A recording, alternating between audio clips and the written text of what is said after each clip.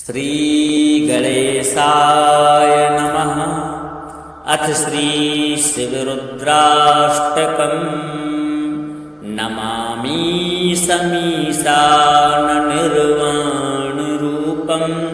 विभुं व्यापकं ब्रह्मवेदस्वरूपं निजं निर्गुणं निर्विकल्पं निरीहं चिदाकाशमाकाशवासं भजेऽहं। निराकारमोङ्कारमूलं तुरीयं गिराज्ञानगोतीतमीशं गिरीशं करालं महाकालकालं कृपालं गुणागारसंसारपारं नतोऽहं तुषाराद्रिसङ्काशगौरं गभीरं मनोभूतकोटिप्रभाश्रीशरीरं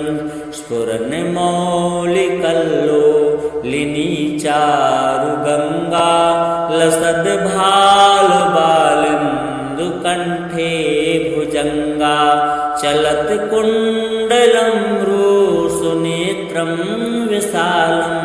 प्रसन्नाननं नीलकण्ठं दयालं मृगाधीशचर्माम्बरं मुण्डमालं प्रियं शङ्करं सर्वनाथं भजामि। प्रचण्डं प्रकृष्टं प्रगल्भं परेशम् अखण्डम् अजं भानुकोटिप्रकाशं त्रयः शूलनिर्मूलनं शूलपाणिं भजेऽहं भवानी पतिं भावगम्यं कलातीतकल्याणकल्पान्तकारी सदा सज्जिदानन्ददाता पुरारी चिदानन्दसन्दोहमोहापहारी प्रसीद प्रसीद प्रभो मन्मथारी। न यावद् उमानाथ पादारविन्दं भजन्ति लोके अरे वा नराणां न तावत् सुखं शान्ति सन्तापनाशं प्रसीद प्रभो सर्वभूताधिवासं। न जानामि योगं जपं नैव पूजां नतोऽहं सदा सर्वदा सम्भुतोऽभ्यं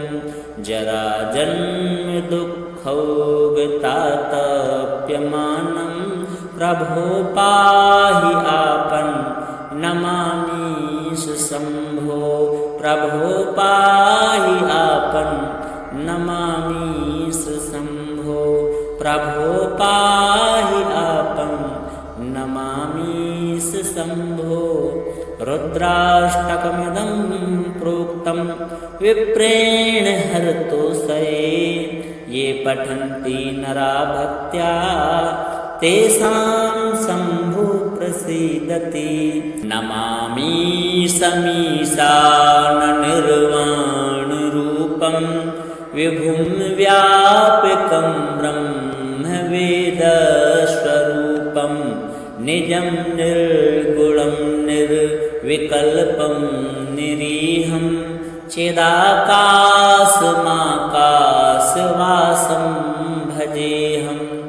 निराकारमोङ्कारमूलं तुरीयं गिराज्ञानगोतीतमीशं गिरीशं करालं महाकालकालं कृपालं गुणागारसंसारपारं नतोऽहं तुषाराद्रिसङ्काशगौरं संकाशगौरं गभीरं मनोभूतकोटिप्रभाश्रीशरीरं स्फुरन्मौलिकल्लोलिनीचारुगङ्गा लसद्भालबालिन्दुकण्ठे भुजङ्गा चलत्कुण्डलं रुसुनेत्रं विशालं प्रसन्नाननं नीलकण्ठं दयालं मृगाधीशचर्माम्बरं मुण्डमालं प्रियं शङ्करं सर्वनाथं भजामि प्रचण्डं प्रकृष्टं प्रगल्भं परेशम् अखण्डम् अजं भानुकोटिप्रकाशं त्रयः शूलनिर्मूलनं शूलपाणिं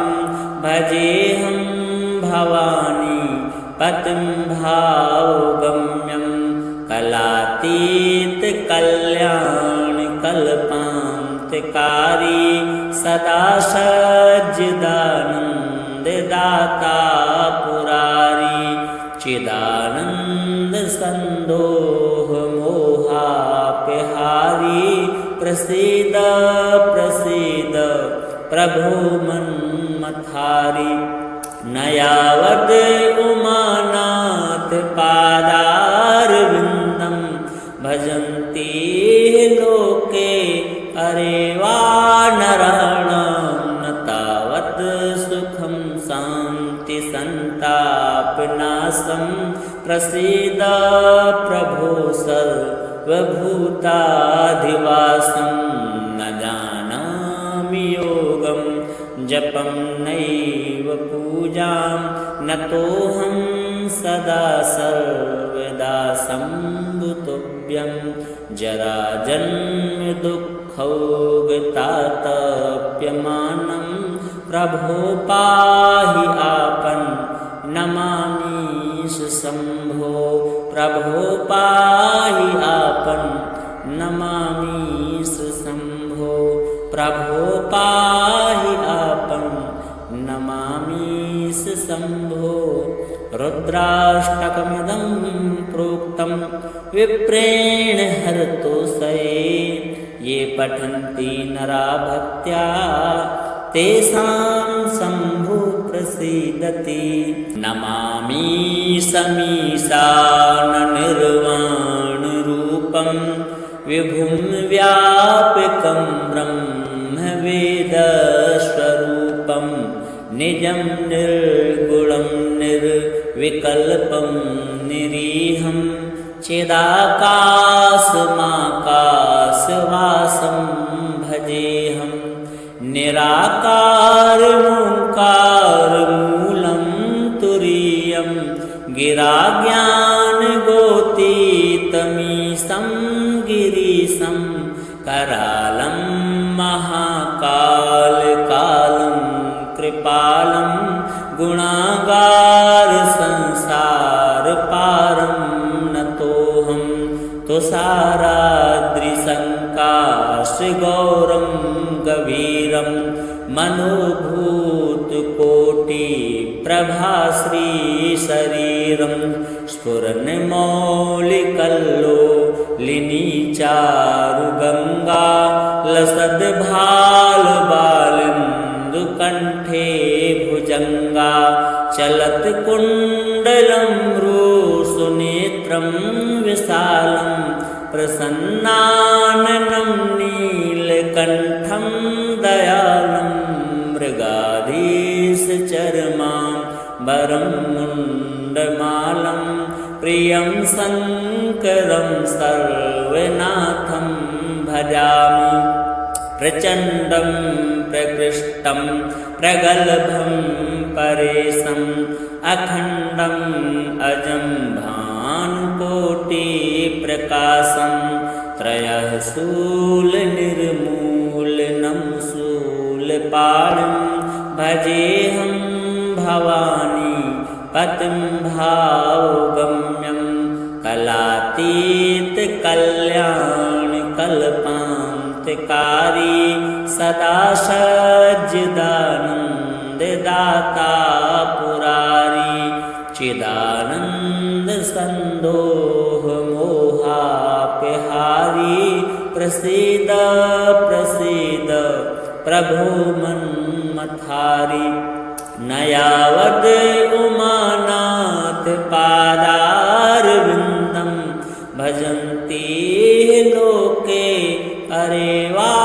नराणां न तावत् सुखं शान्ति सन्तापनाशं प्रसीद प्रभो सर्वभूताधिवासं न जानामि योगं जपं नैव पूजां नतोऽहं सदा सर्वदा सम्भुतोऽभ्यं जराजन्म दुःखौगतातप्यमानं प्रभो पाहि आपन् नमामि शम्भो प्रभो पाहि आपन् नमामि शम्भो प्रभो पाहि आपन् नमामि शम्भो रुद्राष्टकमिदं प्रोक्तं विप्रेण हरतोषये ये पठन्ति नरा भक्त्या तेषां शम्भु प्रसीदति नमामि समीशाननिर्वाणरूपं विभुं व्यापकं ब्रह्मवेदस्वरूपं निजं निर्गुणं निर्विकल्पं निरीहं चिदाकाशमाकाशवासं भजेऽहं निराकारमोङ्कारमूलं तुरीयं गिराज्ञानगोतीतमीशं गिरीशं करालं महाकालकालं कृपालं गुणागारसंसारपारं नतोऽहं तुषाराद्रिसङ्काशगौरं गभीरं मनोभूतकोटिप्रभाश्रीशरीरं स्फुरन्मौलिकल्लोलिनीचारुगङ्गा लसद्भालबालिन्दुकण्ठे भुजङ्गा चलत्कुण्डलं रुसुनेत्रं विशालं प्रसन्नाननं नीलकण्ठं दयालं मृगाधीशचर्माम्बरं मुण्डमालं प्रियं शङ्करं सर्वनाथं भजामि प्रचण्डं प्रकृष्टं प्रगल्भं परेशम् अखण्डम् अजं भानुकोटिप्रकाशं त्रयः शूलनिर्मूलनं शूलपाणिं भजेऽहं भवानी पतिं भावगम्यं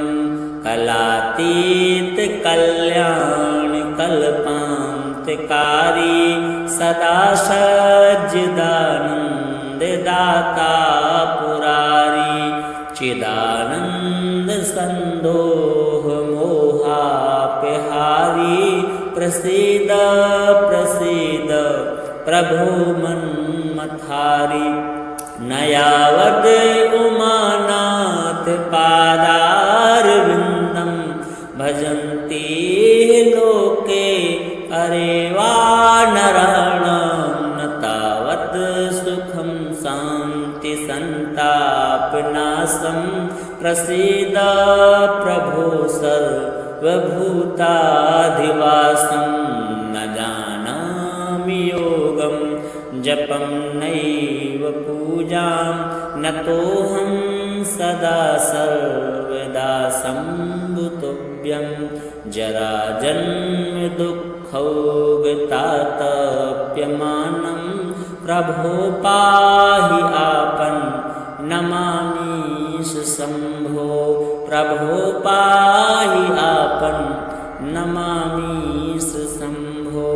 प्रभो पाहि आपं नमामि शम्भो। रुद्राष्टकमिदं प्रोक्तं विप्रेण हरतोषये ये पठन्ति नरा भक्त्या तेषां शम्भु प्रसीदति। नमामि समीशाननिर्वाणरूपं विभुं व्यापकं ब्रह्मवेदस्वरूपं निजं निर्गुणं निर्विकल्पं निरीहं चिदाकाशमाकाशवासं भजेऽहं। निराकारमोङ्कारमूलं तुरीयं गिराज्ञानगोतीतमीशं गिरीशं करालं महाकालकालं कृपालं गुणागारसंसारपारं नतोऽहं तुषाराद्रिसङ्काशगौरं गभीरं मनोभूतकोटिप्रभाश्रीशरीरं स्फुरन्मौलिकल्लोलिनीचारुगङ्गा लसद्भालबालिन्दुकण्ठे भुजङ्गा चलत्कुण्डलं रुसुनेत्रं विशालं प्रसन्नाननं नीलकण्ठं दयालं मृगाधीशचर्माम्बरं मुण्डमालं प्रियं शङ्करं सर्वनाथं भजामि। प्रचण्डं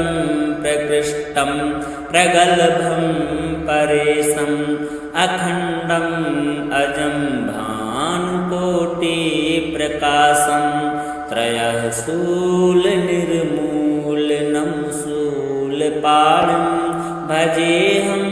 भवानी पतिं भावगम्यं कलातीतकल्याणकल्पान्तकारी सदा सज्जिदानन्ददाता पुरारी चिदानन्दसन्दोहमोहापहारी प्रसीद प्रसीद प्रभो मन्मथारी। न यावद् उमानाथ पादारविन्दं भजन्ति लोके अरे वा नराणां न तावत् सुखं शान्ति सन्तापनाशं प्रसीद प्रभो सर्वभूताधिवासं। न जानामि योगं जपं नैव पूजां नतोऽहं सदा सर्वदा सम्भुतोऽभ्यं जराजन्म दुःखौगतातप्यमानं प्रभो पाहि आपं नमामि शम्भो। प्रभो पाहि आपं नमामि शम्भो। प्रभो पाहि आपं नमामि शम्भो। रुद्राष्टकमिदं प्रोक्तं विप्रेण हरतोषये ये पठन्ति नरा भक्त्या तेषां शम्भु प्रसीदति। नमामि समीशाननिर्वाणरूपं विभुं व्यापकं ब्रह्मवेदस्वरूपं निजं निर्गुणं निर्विकल्पं निरीहं चिदाकाशमाकाशवासं भजेऽहं। निराकारमोङ्कारमूलं तुरीयं गिराज्ञानगोतीतमीशं गिरीशं करालं महाकालकालं कृपालं गुणागारसंसारपारं नतोऽहं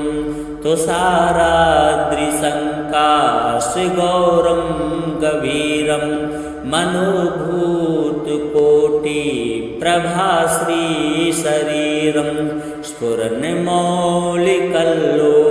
लिनी चारुगंगा लसद्भालबालिन्दुकण्ठे भुजंगा चलत कुण्डलं रुसुनेत्रं विशालं प्रसन्नाननं नीलकण्ठं दयालं मृगाधीशचर्माम्बरं मुण्डमालं प्रियं शङ्करं सर्वनाथं भजामि प्रचण्डं प्रकृष्टं प्रगल्भं परेशम् अखण्डम् अजं भानुकोटिप्रकाशं त्रयः शूलनिर्मूलनं शूलपाणिं भजेऽहं भवानी पतिं भावगम्यं कलातीतकल्याणकल्पान्तकारी सदा सज्जिदानन्ददाता पुरारी चिदानन्दसन्दोहमोहापहारी प्रसीद प्रसीद प्रभो मन्मथारी न यावद् उमानाथ पादारविन्दं भजन्ति लोके अरे वा नराणां न तावत् सुखं शान्ति सन्तापनाशं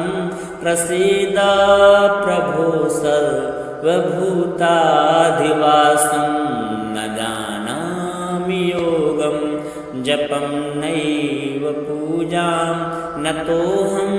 सदा सर्वदा सम्भुतोऽभ्यं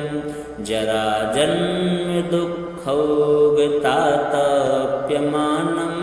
प्रभो पाहि आपन् नमामीश शम्भो प्रभो पाहि आपन् नमामीश शम्भो प्रभो पाहि आपन् नमामीश शम्भो रुद्राष्टकमिदं प्रोक्तं विप्रेण हरतोषये ये पठन्ति नरा भक्त्या तेषां शम्भु प्रसीदति नमामि समीशाननिर्वाणरूपं विभुं व्यापकं ब्रह्मवेदस्वरूपं निजं निर्गुणं निर्विकल्पं निरीहं चिदाकाशमाकाशवासं भजेऽहं निराकारमोङ्कारमूलं तुरीयं गिराज्ञानगोतीतमीशं गिरीशं करालं महाकालकालं कृपालं गुणागारसंसारपारं नतोऽहं तुषाराद्रिसङ्काशगौरं गभीरं मनोभूतकोटिप्रभाश्रीशरीरं स्फुरन्मौलिकल्लो लिनी चारुगंगा लसद्भालबालिन्दुकण्ठे भुजंगा चलत कुण्डलं रुसुनेत्रं विशालं प्रसन्नाननं नीलकण्ठं दयालं मृगाधीशचर्माम्बरं मुण्डमालं प्रियं शङ्करं सर्वनाथं भजामि प्रचण्डं प्रकृष्टं प्रगल्भं परेशम् अखण्डम् अजं भानुकोटिप्रकाशं त्रयः शूलनिर्मूलनं शूलपाणिं भजेऽहं भवानी पतिं भावगम्यं कलातीतकल्याणकल्पान्त सदा सच्चिदानन्ददाता पुरारी चिदानन्द सन्दोह मोहापहारी प्रसीद प्रसीद प्रभो मन्मथारी नयावद उमानाथ पादारविन्दं भजन्ति लोके अरे वानराणां न तावत् सुखं शान्ति सन्तापनाशं प्रसीद प्रभो सर्वभूताधिवासं न जानामि योगं जपं नैव पूजां नतोऽहं सदा सर्वदा सम्भुतोऽभ्यं जराजन्म दुःखौगतातप्यमानं प्रभो पाहि आपन् नमामि शम्भो प्रभो पाहि आपन् नमामि शम्भो प्रभो पाहि आपन् नमामि शम्भो रुद्राष्टकमिदं प्रोक्तं विप्रेण हरतोषये ये पठन्ति नरा भक्त्या तेषां शम्भो प्रसीदति।